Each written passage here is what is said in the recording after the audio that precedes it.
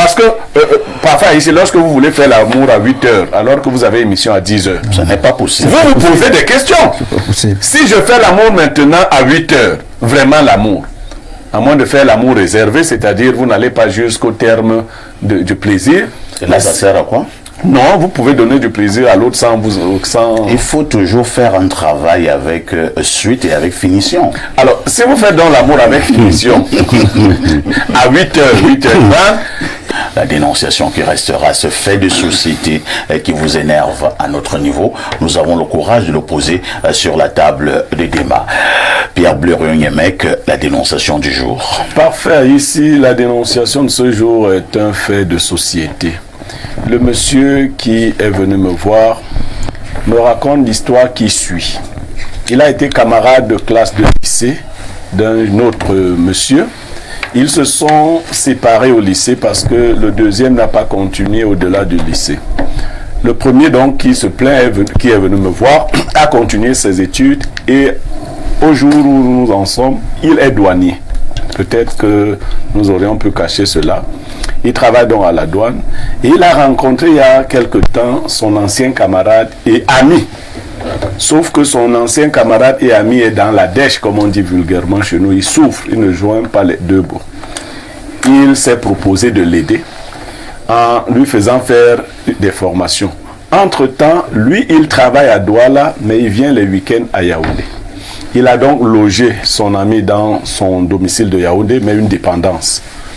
Seulement, la raison pour laquelle il vient nous voir, c'est que depuis un certain temps, il a beaucoup de conflits avec son épouse, qui elle est à Yaoundé sur place.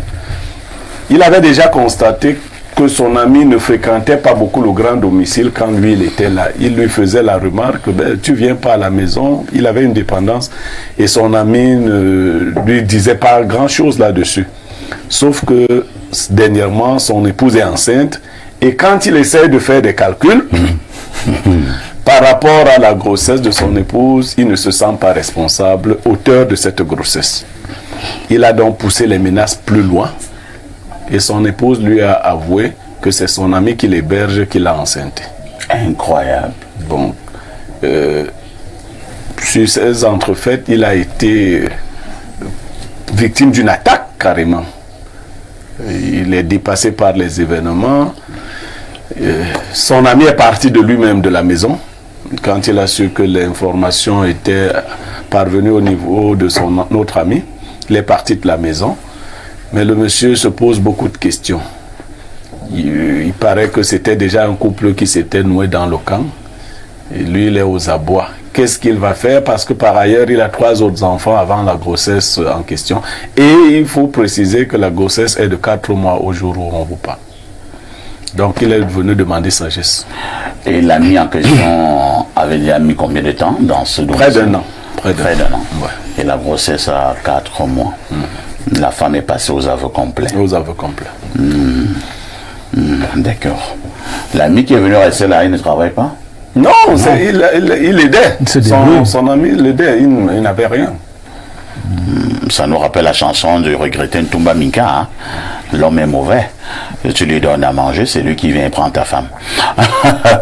Je pose une question à Bleriot. La dame en question, elle travaille, elle? Non. C'est normal. Il y avait donc 2 chômeurs dans un camp. Voilà. Qui se voient régulièrement. Oui. Un camp bien garni. Hein, parce que quand... Bleriot, ma question, je c'est de savoir, est-ce que l'homme également n'a pas fait montre de naïveté? Vous n'êtes presque pas toujours là.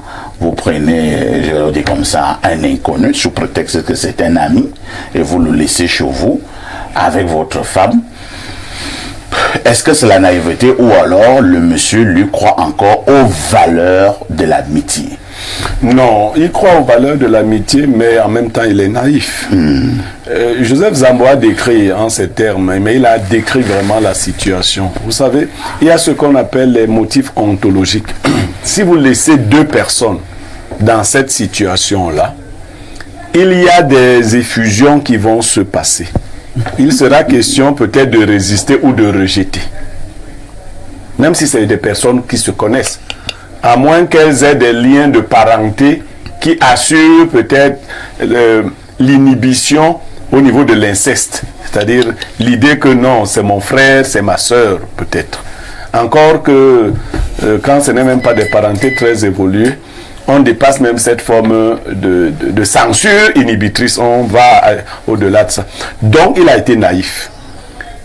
Qui est l'auteur de ce qui est arrivé? C'est les deux. Mais c'est surtout lui, le monsieur. Ça, ne pas soupçonner le mal ne veut pas dire ne pas être naïf. Être naïf, c'est une chose. Il n'a pas fait attention au fait que son ami était gêné par sa présence quand il était là. Son ami n'avait plus le même... Il ne supportait plus son regard. Son regard, c'est pour cela qu'il ne le voyait pas à la maison. Et là, moi, je lui ai dit que son ami culpabilisait. Voilà. Et moi, j'ai davantage tiré sur la femme. Voilà. Parce que j'ai trouvé assez osé. Dans ces conditions-là, c'est très difficile pour l'homme d'aller vers cette femme-là. Parce que si vous essuyez un refus, vous perdez tout. Vous compliquez, c'est possible. Vous perdez tout. Ouais. Mais cette femme, donc, qui a certains besoins insatisfaits et qui ne les a pas contrôlés, a cru donc, comme M. Joseph Zambo disait, avoir trouvé la solution à son problème. Elle a donc elle a deux maris. Elle a un mari qui lui assure l'aisance matérielle, mais elle a également un autre mari qui lui assure le plaisir charnel. Parce que comme nous l'avons tous souligné, il faut le dire aux hommes et aux femmes, ne demandez pas aux gens qui ont beaucoup d'argent, qui travaillent beaucoup, de vous satisfaire 3 fois par jour. Ce n'est pas possible. C'est possible effectivement pour des gens qui n'ont rien à faire. Parce que parfois ici, lorsque vous voulez faire l'amour à 8 heures, alors que vous avez émission à 10 heures, ce n'est pas possible. Vous vous posez des questions. Si je fais l'amour maintenant à 8 heures, vraiment l'amour, à moins de faire l'amour réservé, c'est-à-dire vous n'allez pas jusqu'au terme du plaisir. Et là, ça sert à quoi? Non, vous pouvez donner du plaisir à l'autre sans...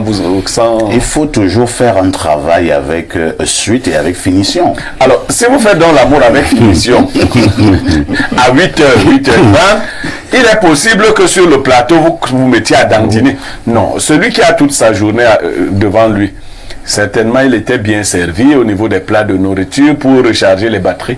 Donc, le monsieur a créé les conditions qui devaient conduire à cette situation, malheureusement. Oui. Cela ne justifie pas l'acte de cet ami-là, qui aurait pu, en pensant au geste qu'on lui a fait, résister, opposer une résistance à la femme. Alors maintenant, l'homme a besoin de conseils. Hein? Oui. Nous avons beaucoup plus décrit la situation et fait les commentaires de la situation, ce qui n'est pas une mauvaise chose.